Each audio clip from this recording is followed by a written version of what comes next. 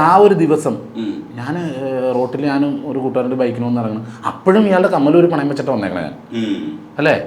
എന്നിട്ട് ബൈക്കിന് വരുമ്പോൾ ബൈക്കിന് നിർത്തിയപ്പോഴത്തേക്ക് ഫ്രണ്ട് ഓടിക്കണോണ്ട് അപ്പുറത്തേക്കണോണ്ട് ഒറ്റ അടിയം കൊടുത്തു കൂട്ടുകാരൻ. അപ്പം സ്വാഭാവികമായിട്ട് നമ്മൾ രണ്ടും കൂടെ ബൈക്ക് വരുമ്പോൾ നിങ്ങൾക്കൊരു തല്ലില്ല, ഞാൻ വർത്താനം പറയില്ല അവിടെ, അടിക്കുള്ളൂ.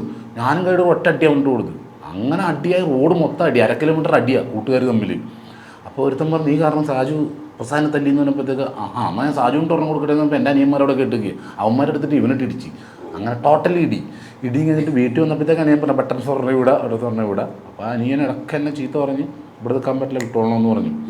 രാവിലെ തന്നെ പോകും ഞങ്ങൾ രണ്ടുപേരും കൂടി. അപ്പോഴും പാവോട്ടോ, രാവിലെ ആയി കഴിയുമ്പോഴത്തേക്ക് ബസ് സ്റ്റോപ്പിൽ പോയിരിക്കുമ്പോൾ രണ്ടുപേരും കൂടി ബസ് സ്റ്റോപ്പിൽ ഇരിക്കുക. ബസ് കാശ് ആരെങ്കിലും ചോദിച്ചിട്ട് വേണം പോകാനായിട്ട്.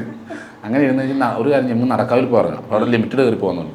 അങ്ങനെ ലിമിറ്റഡ് സ്റ്റോപ്പ് ഇറങ്ങി വന്ന് പോരുമ്പോൾ തലേദിവസം ഞാൻ തല്ലിയവനില്ലേ, അവനപ്പുറത്ത് നിൽക്കേ ഇങ്ങനെ നിൽക്കേ ചെന്ന് ഇപ്പോൾ ഇടി നടന്നാൽ മാറിക്കളഞ്ഞോളോട്ടാ, പെണ്ണിട്ട് ഇടിയിട്ട് എനിക്കിട്ടും കിട്ടും, എന്നെ പിടിച്ച് എനിക്കിട്ട് കിട്ടുമെന്ന് പറഞ്ഞു. അടുത്തോട്ട് വന്ന് ഞാൻ എന്തിടാന്ന് ചോദിച്ചു. എന്നെ അടിയെന്നല്ല അടിച്ചത്, അമ്മ കടലക്കറി ഉണ്ടാക്കിയിട്ട് തിന്നാൻ പറ്റുള്ള